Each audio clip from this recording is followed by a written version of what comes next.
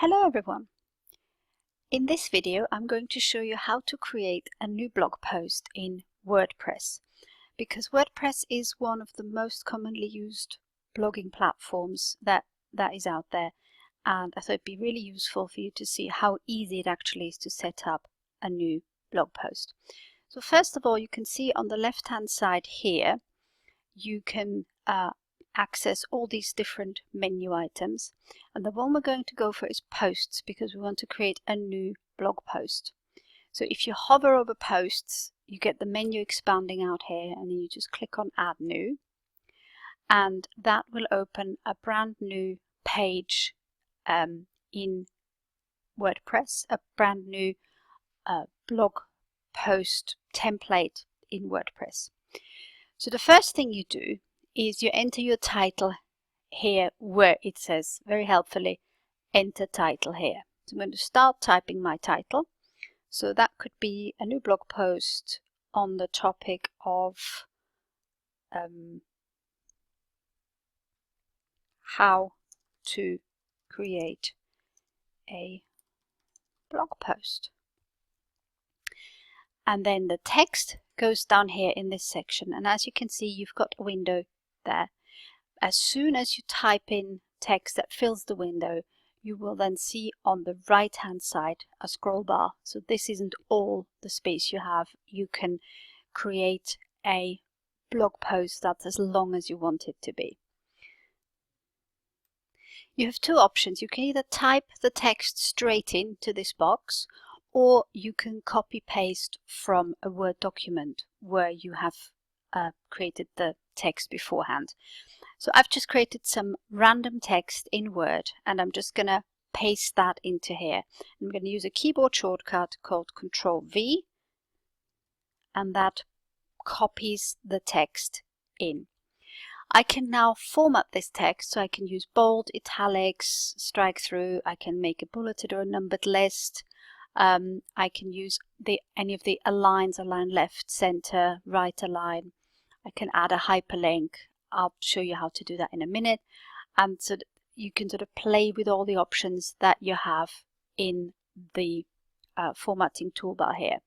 So it works just like in Word. If you want to format a certain piece of text, you highlight it and then click on the formatting option that you want to do. So I've just made that the word video here in bold.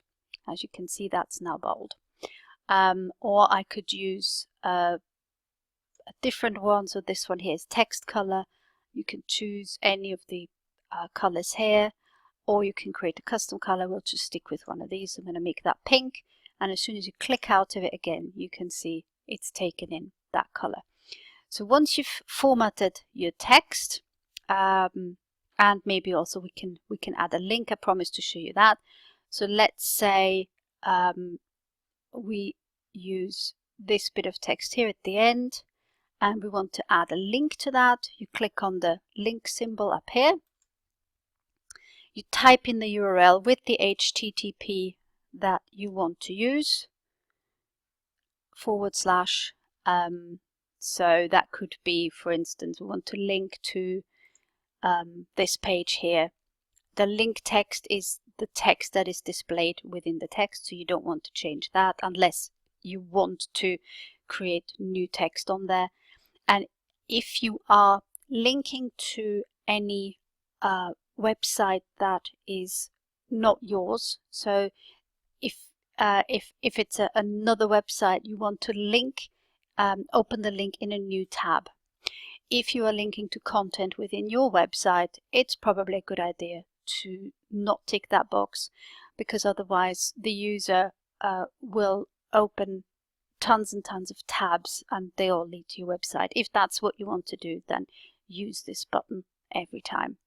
You can also link to content that is on your website by using any of these links here below. As you can see, it's sort of, that's all blog posts I've previously created, and after a while it updates, and you can go down further. You see we now come to the pages here, testimonials page that I've worked on quite a while ago, and so on, homepage. And then when you click on that, it populates this field here with the correct link. So once you've got your link up there that you want, you simply click in the bottom right and click Add Link. And you can see now that the text we've had before is now underlined. And when you click on it, you can see where it links to. If you made a mistake, you can always go back and edit that link by clicking on the little pencil here. Or you can remove the link by clicking on the X. So that's adding text. If you want to add any images, you can, for instance, add an image right at the beginning here. It will then pop in before all the text, and click Add Media. And I have quite a few sort of pictures here that I've used in the past. So I can use any of those that I have used in the past. I don't know, maybe I want to add my logo here, or a picture that I've downloaded. If the picture is not in WordPress already, then you want to upload files and click here on Select Files, which will take you to the last place that you used the picture from. So quite often that will be your pictures folder, or it could be in my case, it would be the downloads folder, because I often download images from Pixabay, which is a website where you can download free images that are okay to use commercially, and you don't have to worry about copyright. So we're going to use this car image here, and wait till it loads. That sort of should take just a couple of seconds. Now it shows you the image here that you're going to use, and then you have to be sure that where it says alt text here on the right, to enter the keywords that you want this blog post to rank for. So this would be create a blog post. Sorry, blog post, that's 2 words. And then a little bit further down, you can choose the alignment. So does it is the picture going to be in the center? Is it left, or is it right, or no alignment whatsoever? I quite like mine to be in the center. Is the image going to link to something, and what's the image size going to be? So anything from thumbnail, which is usually 150 times 150 pixels, which is about the size of any of these images on the left here, to full size, whatever size the image originally is. So I think medium would be quite good. We'll go with that, and then insert into post. Any images that have been used in your blog post and that have the alt text that we've just added to it are very, very good for search engine optimization. Couple more things to do before we can publish this thing. So first of all, you want to add a category, and usually you just want to pick one category. So in this case, it would be blogging. Category, sort of, where does it fit within your topic groups? So are you writing about a particular service that where you have do regular posts about? Is it maybe news? That could be a category. Decide on your categories, and then always pick one. Tags are pretty much the keywords that are used within the article.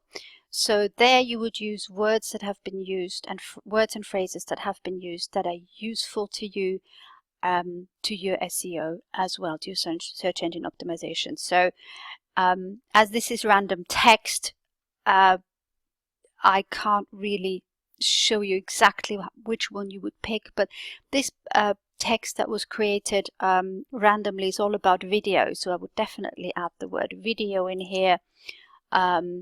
We have mentioned Word, so that would be probably a good one. Microsoft Word, as that's it's not just any old word. It talks about pictures, so we could put picture in here, and so on. When you click add, then these tags are going to be added to the article. If you don't want to add an image within your blog, but you want a featured image which sits right at the top of the blog post in a special featured image box, then you click on here, and this works exactly in the same way. Once you click Set Features Image, it takes you to your media library, which takes a couple of seconds to load, as you could see here, and you pick the image that you want to use on the top. That's what I normally do. I normally go with the featured image option. So the last one I did was this article here, so I used this image that I've created. Make sure I've added the alt text. You can see that's already added because that's added to the image within WordPress, so not just for one particular article. And then I can click on Set Featured Image. Because I already have an image in the blog post, I'm not going to click on this as well. So I'm just going to close that little window here. And before you hit publish, you want to have a look, what does this actually look like on the blog page itself. So you can click here at the top, you can click on preview, and it opens a new tab, as you can see here, and it's going to again take a couple of seconds to load, and we will see what the blog article looks like as part of the website. As I'm working on my live website here, as you can see, this is the top of my website, and as I scroll down, I have here the title that I chose, how to create a blog post. I've got my social media share buttons. Here's the image. That's how big it is on the page. Remember, I emboldened something, made it different color. Down here is the link that comes in dark blue and then changes to purple. That is the setting that I've chosen for my website. And that is the article as it would look on the website. If I want to go back to the creation of the article, I simply go back up to the top here to the Add a New Post window, and I can now click Publish. Once I do that, this button is going to then turn into Update. Once the article is published, it will turn into Update, and you can make updates anytime you need to update content. Any information changes, you can always update. So that's absolutely fine. One more thing I would like to show you on here, and that is you don't have to publish immediately. You can also change that to any time in the future. So I'm going to click on Edit here, and let's say this is going to be an article for next month. So I'm going to go to April, because currently it's March. This is the date. So which day in April is it going to be? So let's say April the 10th, 2016, it's current year. And you can even choose what time the article is going to be published. Click OK. And then this button down here changes to schedule. So which date are you going to schedule the article for? Click on schedule, and the article will go live on that date. So that's it. I hope you found that useful, and I'll see you again on another video.